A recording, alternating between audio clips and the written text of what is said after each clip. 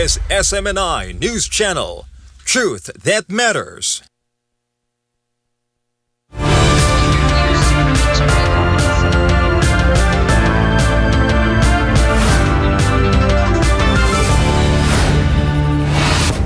In the headlines, first in Venezuela, the country's defense minister has rejected former U.S. President Donald Trump's announcement of total naval blockage on Venezuelan oil tankers, calling it an act of piracy and a violation of international law.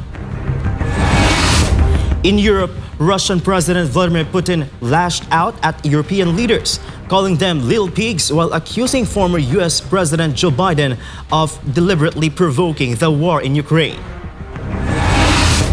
In tourism, more foreign visitors are arriving in China following the expansion of its visa-free transit policy, a move officials say is boosting both tourism and cross-border business exchanges.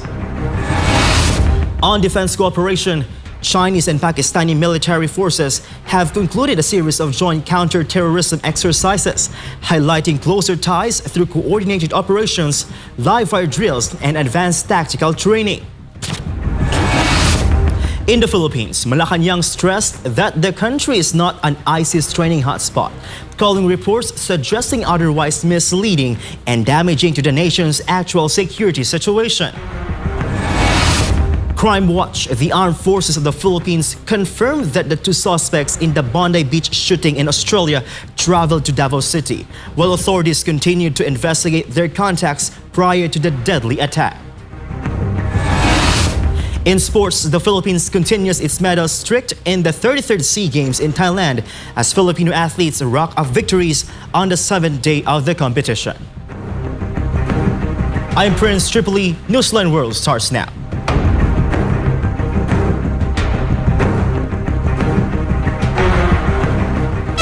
Malacanang stressed that the Philippines is not an ISIS training hotspot, contrary to reports circulating in some foreign media describing such claims as misleading and damaging to the true state of the country's security situation. Preslyn Catarong tells us more. President Ferdinand Marcos Jr. has strongly denied what he described as misleading claims portraying the Philippines as a training hotspot for violent extremist groups, Malacanang said on Wednesday. Palace Press Officer Claire Castro said the National Security Council or NSC stressed that there is no confirmation of allegations that the father and son suspects in the recent mass shooting at Bondi Beach in Sydney, Australia received any form of training in the Philippines prior to the December 14 incident. Regarding reports describing the Philippines as an ISIS hotspot, the characterization is misleading. Currently, there is no validated report or confirmation that the individuals involved in the Bondi Beach incident received any form of training in the Philippines. Castro added that Philippine authorities, in coordination with international partners, continue to thoroughly assess all available information. Based on the statement of the NSC read by Castro, no evidence has so far been presented to support claims that the country was used as a training ground for terrorists. The NSC emphasized that recent assessments show a significant improvement in the country's internal security situation, which had previously been affected by terrorism. Since the 2017 Marawi siege, Philippine security forces have significantly degraded ISIS-affiliated groups in the country. Both United Nations and the U.S. government assessments indicate that these groups now operate in a fragmented and diminished capacity.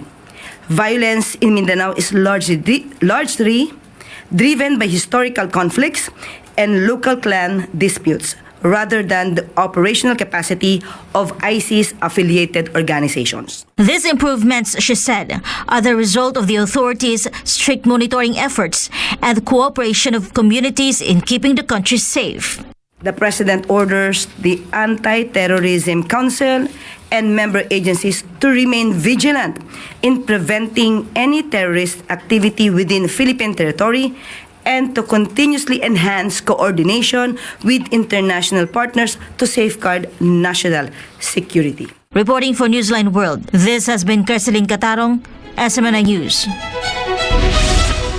The Armed Forces of the Philippines has continued that the two suspects in the Bondi Beach shooting in Australia traveled to Davao City. while authorities continue to confirm who the suspects met before the deadly attack. Almar Frusuelo tells us more.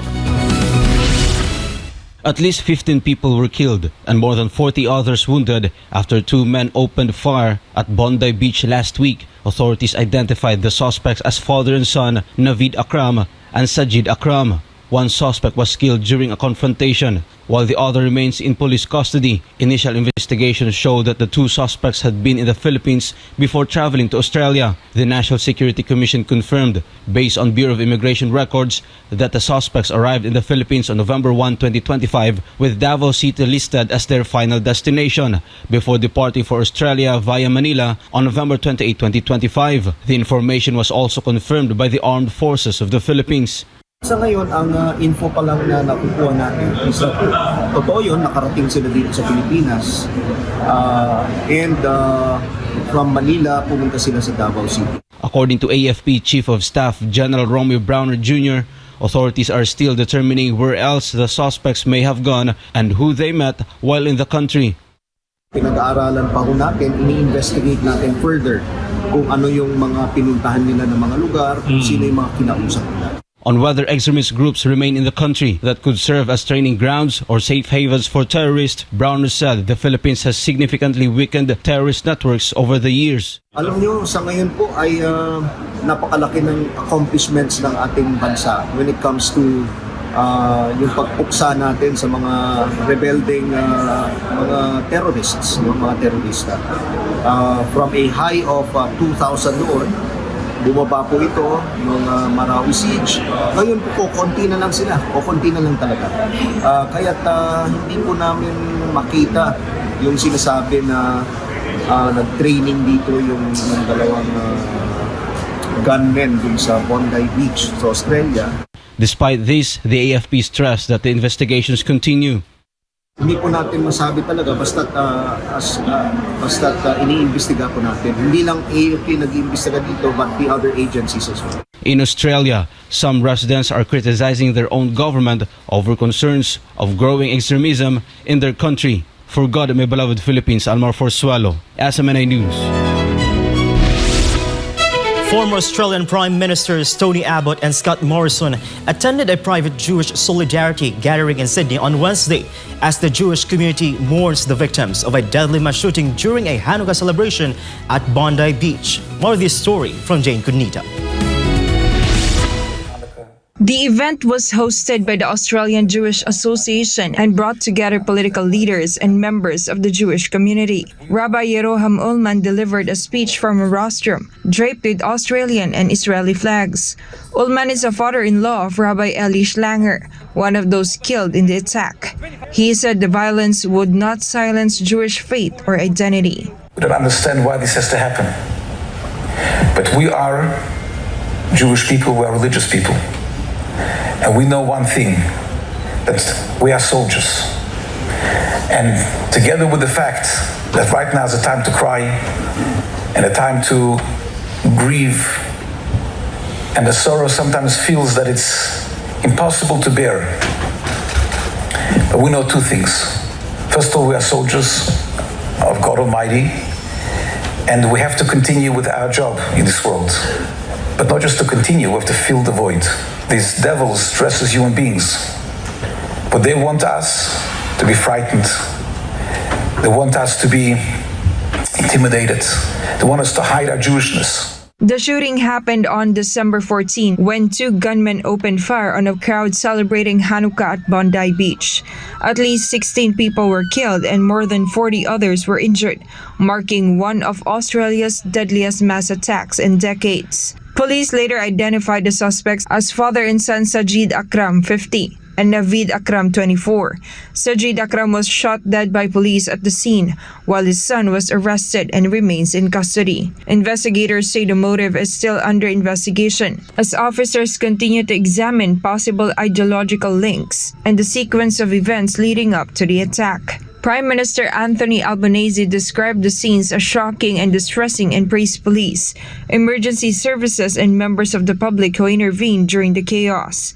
Israeli President Isaac Herzog condemned the attack and urged Australia to confront what he described as rising anti-Semitism. Australia has some of the world's strictest gun laws and has largely avoided mass shootings for decades. This has been Jane Cuniter, Global Citizen Correspondent, reporting for Newsline World. Up next, Chinese and Pakistani military forces have concluded a series of joint counter-terrorism exercises, highlighting closer ties through coordinated operations, live-fire drills, and advanced tactical training. And Venezuela's defense minister has rejected former U.S. President Donald Trump's announcement of a total naval blockade on Venezuelan oil tankers, calling it an act of piracy and a violation of international law. More news when Newsline World returns.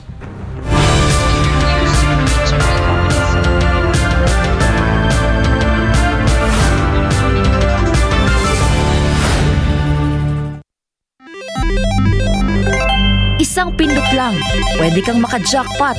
Mukhang masaya at easy money lang. Sa murang halaga, pwede ka na tumaya sa online gambling at e-casino apps. Mayroong sabong, slot machines, mahjong, poker at iba pa. Kailangan mo lang ng smartphone, e-wallet at internet. Pero ang aliw na ito, unti-unting nagiging bitag para sa mga Pilipino. Lalo na kung ang paborito mong artista o influencer ang mukha ng app. Mas madaling makaengganyo, diba? Parang safe naman kasi may kilalang mukha. Pero sa likod ng ngiti, sugal pa rin ang itinutulak. At syempre, mas madali ring itago ang pagkalulong sa bisyong ito. Walang pisikal na kasino o pasugalan, walang kaharap, walang accountability, kaya't mas lumalala ang adiksyon. Dagdag pa rito, maraming online gambling apps at walang regulasyon. Sa likod ng mga makukulay na interface at papremyo, nakatago ang problemang bumabalot ngayon sa bansa. Ang pagkalulong ng maraming Pilipino sa online gambling. Pwede maglaro kahit saan, kahit kailan, kahit sino, bata man o matanda, pwedeng malulong. Ayon sa mga eksperto, ang pagkakalulong sa online gambling ay nagdudulot ng matinding stress at anxiety, pagkakabaon sa utang, pagkawasak ng pamilya, pagkawala ng tiwala sa sarili. At tulad ng ibang bisyo, may mga senyales ito tulad ng hindi makapagpigil kahit walang pera, palihim na tumataya, pagpapabaya sa trabaho, pamilya o sarili. Sa bawat taya, may mga taong tunay na kumikita, mga malalaking negosyante at investors na negosyo ang bisyo ng masa. Para sa kanila, perang pumapasok lang ito, pero para sa ordinaryong Pilipino, kabuhayan at relasyon ang nauubos. At ang masakit, tila matagal itong nahayaan. Hindi ito naging prioridad ng mga nakaupo sa taas hanggang sa sobrang lumala at halos naapektuhan na ang buong komunidad. Ngayon, sa dami ng nalulong at sa laki ng pinsalang naidulot, saka palalong umugong ang mga panukalang batas para higpitan ng online gambling, gaya ng pagbabawal sa paggamit ng e-wallets para tumaya, pagtaas ng minimum bet, mas mahigpit na identity verification, pag-block ng mga illegal na gambling sites, at bawasan o ipagbawal ang mga ads na target ang kabataan. Maaari itong magmukhang laro lang, pero sa katotohanan, isa itong sugal sa kinabukasan. Ang kita na dapat sa mga pangunahing pangangailangan o ipon na uubos sa sugal. At sa mundo ng online gambling, mas madali kang matalo kaysa manalo. Huwag hayaang sugal ang magdikta sa iyong buhay. Isang paalala mula sa SM9.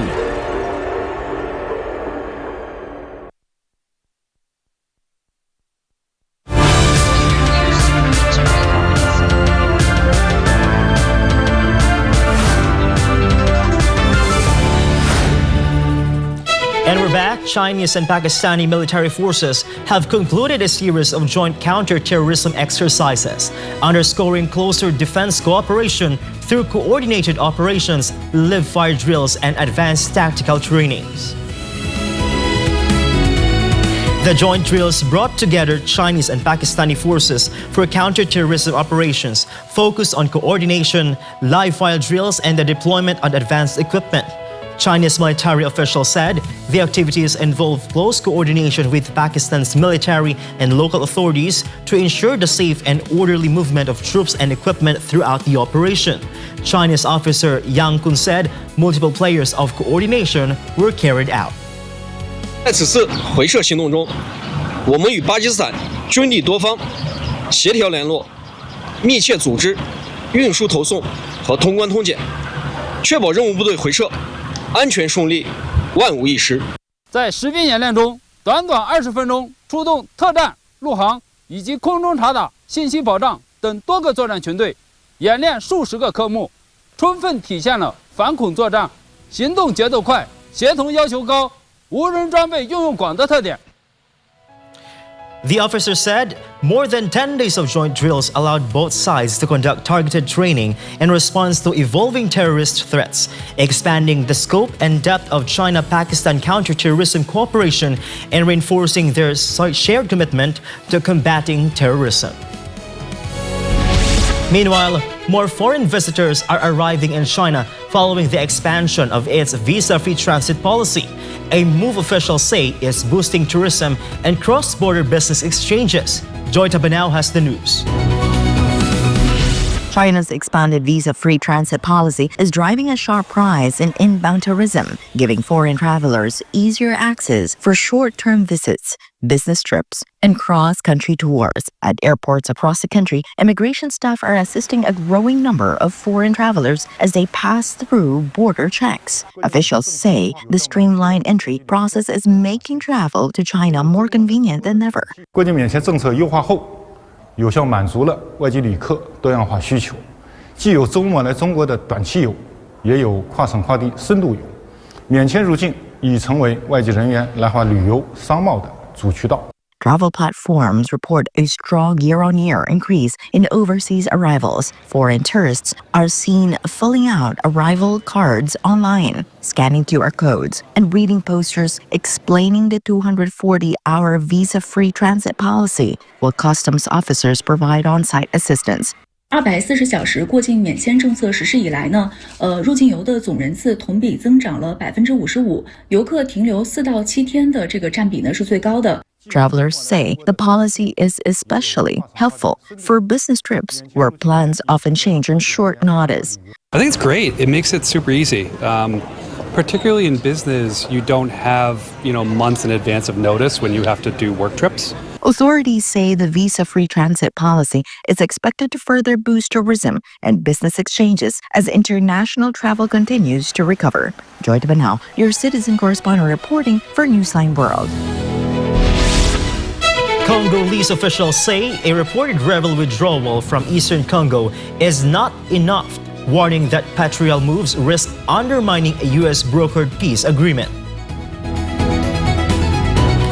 DRC Communications Minister Patrick Muyaya said that the alleged M23 pullout from Uvira was a distraction, insisting that the Washington Accords require a full withdrawal from all occupied territory. He said the demand extends beyond Uvira to major eastern cities, including Goma and Bukavu.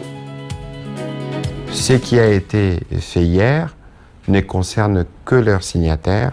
Ce qui est évident pour nous, c'est que nous attendons que ce qui est prévu dans l'accord de Washington s'applique pleinement. Nous ne voulons pas des choses qui peuvent être faites pour la façade. Ce que nous voulons, c'est le retrait total des troupes rwandaises sur nos territoires. Le retrait ne concerne pas Kouvira, le retrait concerne Goma, le retrait concerne Bukavu et toutes les parties du pays qui sont sous leur occupation. C'est cela l'accord de Washington. Muyaya accused Rwanda of directing M23 actions, likening the relationship to that of parent and child, and claimed the rebel group's move was intended to deflect pressure on Kigali. Cette annonce a pour seul effet de démontrer que c'est le père qui a envahi, qui a attaqué. Le père a reçu de pression et les pères chargent le fils de faire ou d'anticiper sur ce qui va arriver. Les M23, le fils a toujours dit qu'il n'était pas concerné par le processus de... Rwanda has denied any military presence in the DRC and rejects claims that it supports the M23 group. The reported withdrawal could not be independently confirmed. The situation has raised concerns in Washington after M23 forces seized Uvira just days before the peace deal was signed, a move U.S. Secretary of State Marco Rubio called a clear violation.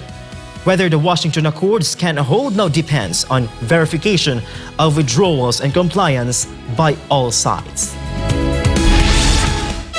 Venezuela's defense minister has rejected Trump's announcement of a total naval blockade on oil tankers linked to the country, calling it an act of piracy and a violation of international law.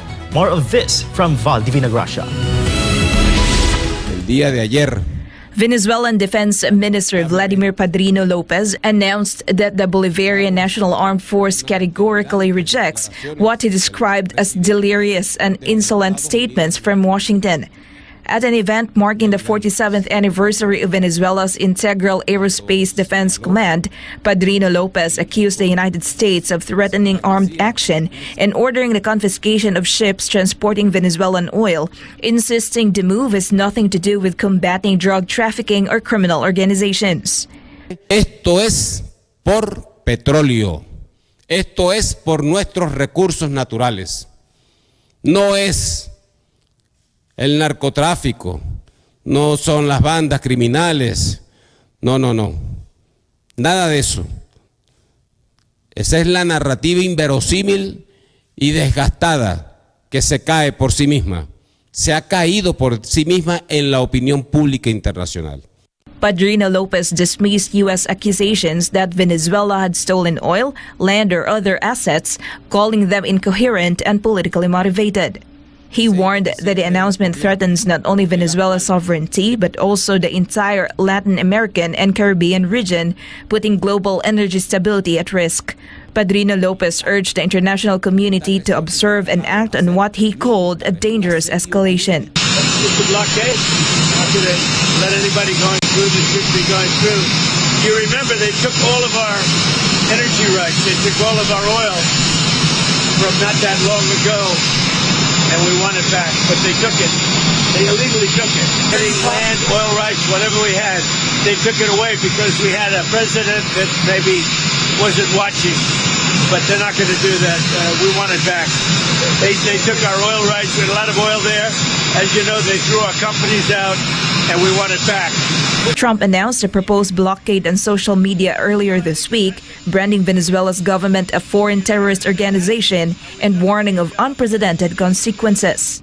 Venezuela has denounced recent U.S. military deployments in the Caribbean, which Washington says target drug trafficking as intimidation aimed at forcing political change. Reporting for Newsline World, this is Val Divina Gracia, SMNA News. When we return, Russian President Vladimir Putin lashed out at European leaders, calling them little pigs, while accusing former U.S. President Joe Biden of deliberately provoking the war in Ukraine. More news after the break.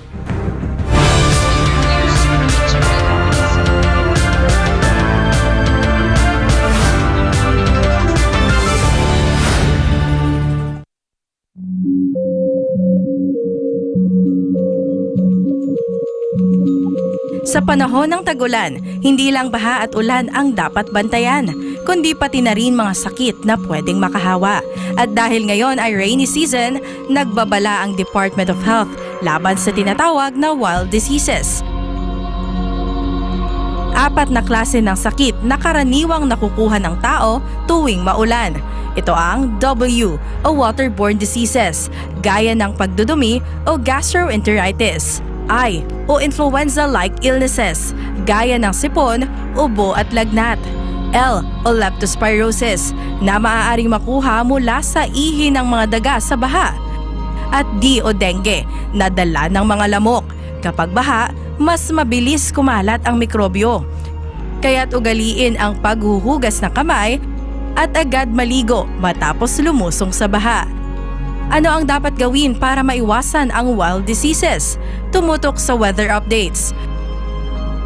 Magsuot ng kapote at bota. Siguraduhing malinis ang iniinom na tubig. Agad kumonsulta sa health center kung may nararamdamang sintomas. Mainam din gawin ang 40 o ang taob, taktak, tuyo at takip para maiwasan ang dengue sa bahay at komunidad. Maglinis, magmasid, mag-ingat.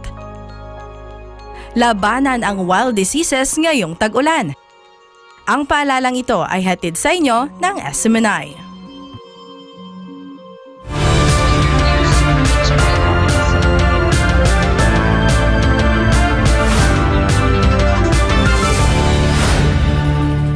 And we're back. Russian President Vladimir Putin lashed out at European leaders, calling them little pigs, while accusing former U.S. President Joe Biden of deliberately provoking the war in Ukraine. Paul Montibon has the story. At Russia's annual defense ministry meeting, President Vladimir Putin said Moscow's military operation in Ukraine would succeed unconditionally, warning that Russia would reclaim what he called its historical territories if diplomacy failed. Putin accused European leaders of seeking to profit from Russia's collapse and of acting out of historical resentment. Европейские подсвинки тут же включились в эту работу прежней американской администрации в надежде поживиться на развале нашей страны. Вернуть себе что-то, что было утрачено в прежние исторические периоды. И попытаться взять, как теперь всем стало очевидным, все эти попытки и все эти деструктивные планы в отношении России полностью... He warned that if Europe and Ukraine refuse serious negotiations, Russia would achieve its goals on the battlefield. Putin said Russia has consistently pursued diplomatic solutions, but Western pressure and the use of force had squandered opportunities for peace. Putin also blamed former U.S. President Joe Biden for consciously unleashing the conflict, saying European leaders quickly aligned themselves with Washington. Despite this, Putin said Russia remains open to dialogue with Europe. Мы, как и раньше, готовы вести переговоры и готовы решать все возникшие за последние годы проблемы мирным путем. Администрация Соединенных Штатов Америки демонстрирует такую готовность. Мы ведем с ними диалог. Надеюсь, то же самое произойдет. The comments come as the United States continues to separate talks with Moscow. Kiev and European allies with no agreement yet reached on ending the war. U.S. and Russia officials are expected to meet in Miami this weekend as part of Trump administration's renewed diplomatic push. Putin also praised the Russian military, saying that no one in the world has an army as good as Russia's and that it is now war experienced. Россия вернула себе статус полного суверенитета. Россия стала во всех смыслах этого слова суверенной страной. Мы вернули себе этот статус, в том числе и в значительной степени с вашим участием. И авангард, и буревестник, войска совершенно другие. И они воеванные. Такой армии в мире больше нет. Forgotten my beloved country, the Philippines, reporting for Newsline World, this has been Paul Montibon, SMNI News.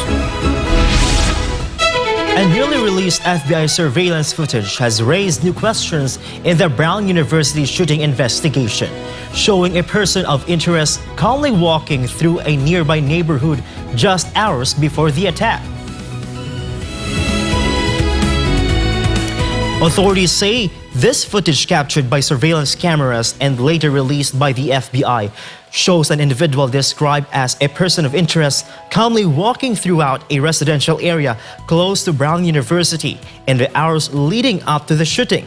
Investigators are analyzing the video to determine the individual's movements, behavior, and possible connection to the attack. Officials have not confirmed whether the person has been identified or taken into custody. The shooting at Brown University prompted a heavy law enforcement response and renewed concerns over campus safety. While details about the motive remain unclear, investigators say they are reviewing multiple leads, including video evidence and witness statements. Brazilian President Luiz Inácio Lula da Silva warned that the European Union risks losing the Mercosur trade agreement altogether if it postpones the signing beyond this weekend. This report from Almar Forsuelo. Speaking during ministerial meeting in Brasilia on Wednesday, Lula said Brazil expects the agreement to be signed on Saturday on the sidelines of the Mercosur summit in Foz do Iguaçu. He said the European Union had earlier indicated it could only approve the pact by the 19th, but Brazil has now been informed that approval will not happen as planned. Lula blamed opposition from France and Italy, citing domestic political pressures in both countries. He said Mercosur members have already made every possible diplomatic concession and warned Brazil would not pursue further trade agreements if the deal fails during his presidency. A União Europeia pediu que ela só conseguiria aprovar o acordo com o Mercosul, sabe, no dia 19. E eu agora estou sabendo que eles não vão conseguir aprovar. Está difícil, porque a Itália e a França não querem fazer por problemas políticos internos.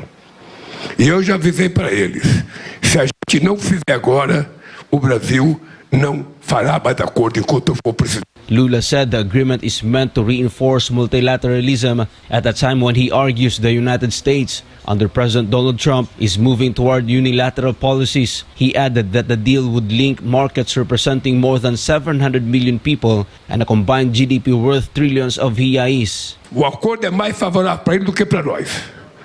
O Macron não quer fazer por causa dos agricultores deles, a Itália não quer fazer não sei por causa do quê. Negotiated for more than 2 decades, the agreement would allow the European Union to export more vehicles, machinery, wines and spirits, while Mercosur countries would increase shipments of beef, sugar, rice, honey, and soy to Europe. For Argentina, Brazil, Paraguay, and Uruguay, the pact would mark their first trade agreement with another economic bloc and a major step toward deeper global integration. Mas também se disserão, nós vamos ser duros daqui para frente com eles, porque nós cedemos a tudo que era possível a diplomacia ceder. The Mercosur summit is set to open this weekend in southern Brazil, with the future of the long-delayed EU trade pact hanging in the balance. Reporting for Newsline World, Almar Forsuelo, SMNI News.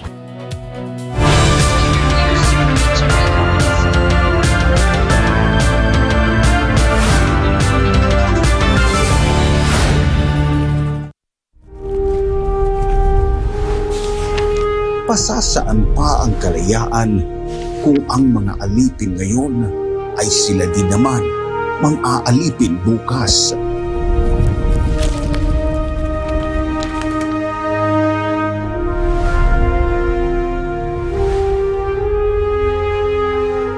Ibigin mo ang iyong bayan ng sunod kay Bathala, sa iyong kapurihan at higit sa lahat sa iyong sarili.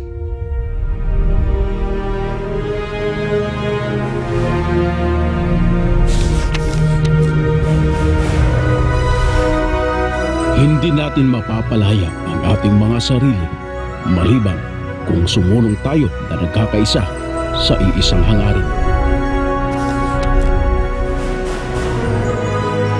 Ang tunay na makabayan ay ang tumutupad ng pagpapabuti ng kanyang mga kapwa, gaano man kaaba ang kanyang katungkulan. Naway magsilbing paalala ang kanilang mga salita upang lalo nating mahalin at tapat na paglingkuran ang minamahal nating inang bayan.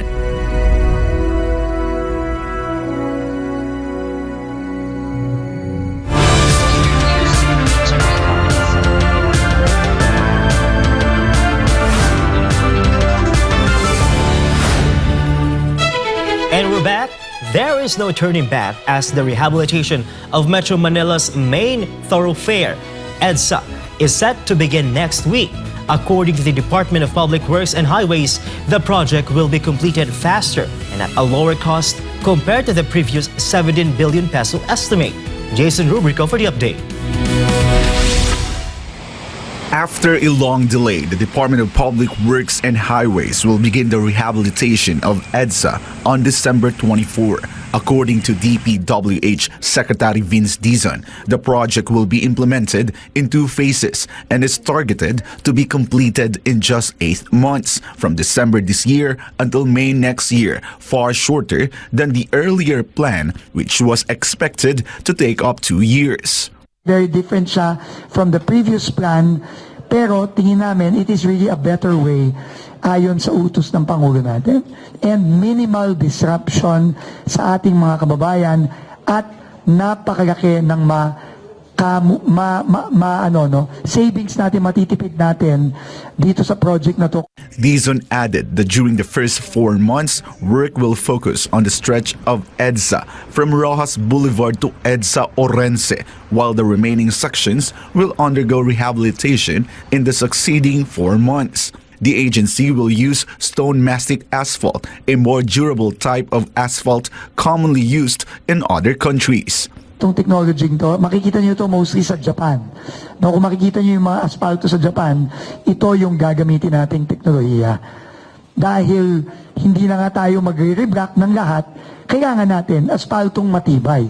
To minimize the impact on traffic flow, Dizon explained that work will be carried out 24/7 from December 24 to January 5, a period when vehicle volume on EDSA is expected to be low. After this period, rehabilitation will proceed lane by lane from 10 in the evening to 4 in the morning, reopening to motorists by 5 in the morning.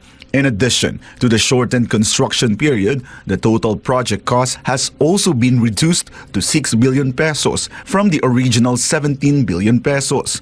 Under the new plan, number coding and other mitigation measures such as free passage on tollways will no longer be implemented. This time walang pagbabago sa number coding scheme dahil nga ang pagsasara lang ng karsada will happen December 24 to January 5. Which is, sa experience namin, sa datos namin, kakaunti talaga ang sasakyan sa buong Metro Manila. Maybe because siguro 70% ng population ng Metro Manila ay either nasa abroad or nasa probinsya. Meanwhile, the Department of Transportation assured that public transportation is ready to accommodate any potential impact from the rehabilitation. Titiyakin po namin na may sapat na supply ang ating EDSA busway. No? At alam namin kasi na magdudulot din ito ng kahit papaano ng traffic sa ating kalsada. Ganun din po na sa ating MRT3, kausap na rin po natin si GM Mike Kapati at ang ating railway sector na dapat yung ating mga bagon ay parating maayos para makasiguro ng ating kababayan na may masasakyan sila. Reporting for Newsline World, I'm Jason Rubrico, SM9 News.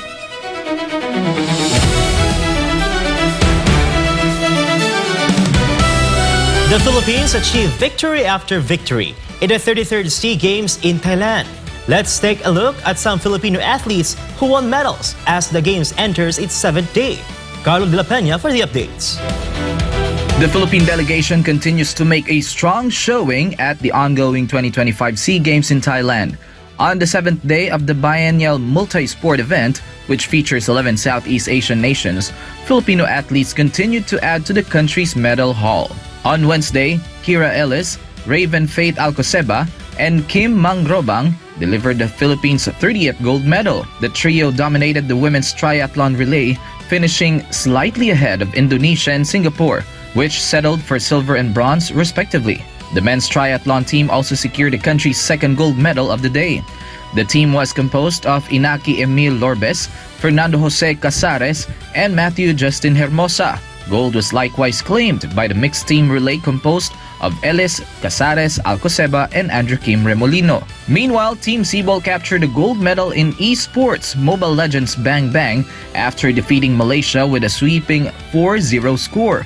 On the other hand, Johnny Delgaco won the silver medal in women's singles sculls. Rinji Peña Redondo and Van Adrian Maxilom, meanwhile, earned the bronze medal in the men's double sculls of the rowing event. Also taking silver was the Philippine national women's netball team after defeating Brunei Darussalam in Group A of the netball competition. However, Alex Yala and Francis Casey Alcantara failed to advance to the finals of the mixed doubles tennis event after losing to Thai opponents. This marks the Philippines' first bronze medal in the tennis event. Here's the latest gold medal tally. Thailand dominates the games, ranking first on home soil. The Philippines ranks 6th overall with 213 medals, 38 gold, 55 silver, and 120 bronze. Reporting for Newsline World, this has been Carlo De La Peña bringing you the latest sports news.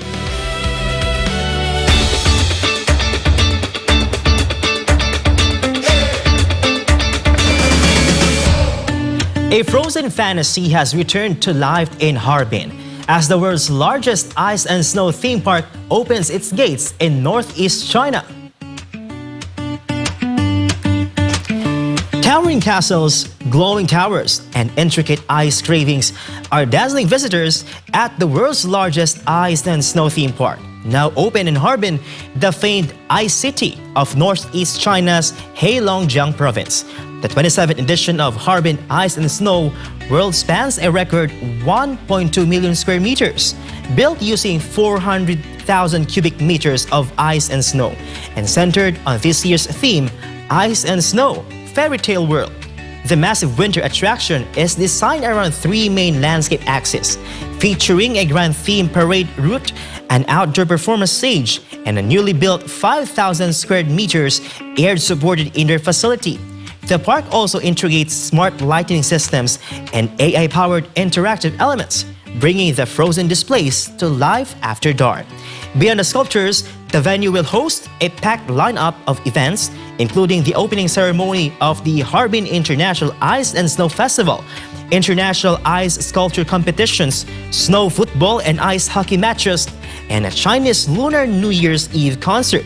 On this opening day alone, the park welcomed 45,000 visitors by early evening, signaling another blockbuster winter season for Harbin's world-famous ice spectacle.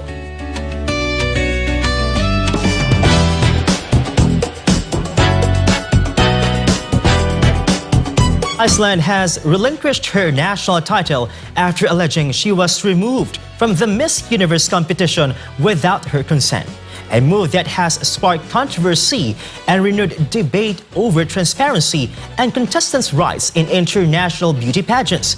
Blake Ann has the story. Miss Iceland Helena O'Connor has stepped down from her national title after claiming she was withdrawn from the Miss Universe competition without her consent, sparking controversy within the pageant community. The beauty queen said she was shocked to learn that she had been pulled out of the Miss Universe competition without her approval. In a public statement, she explained that the decision was made by pageant organizers, leaving her with no choice but to relinquish her Miss Iceland title. She stressed that representing her country on the international stage had been a lifelong dream and said the lack of communication and transparency surrounding the decision was deeply upsetting.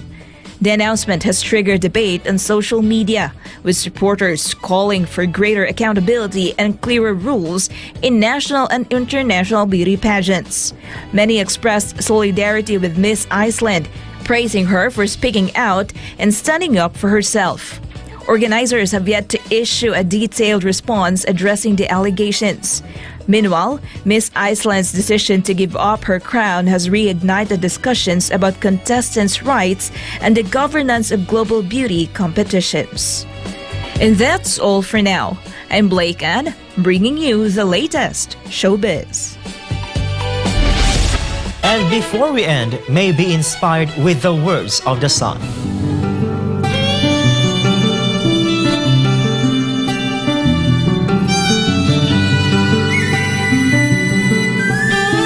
Every day may not be good, but there's something good in every day.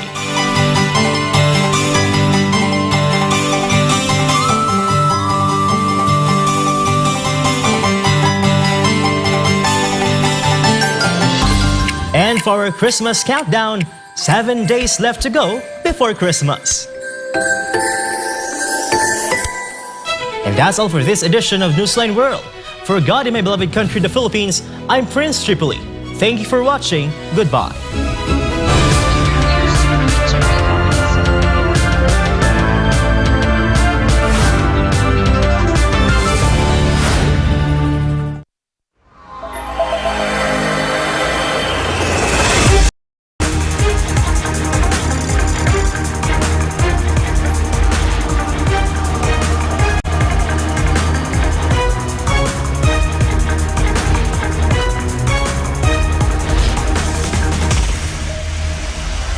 This is SMNI News Channel. Truth that matters.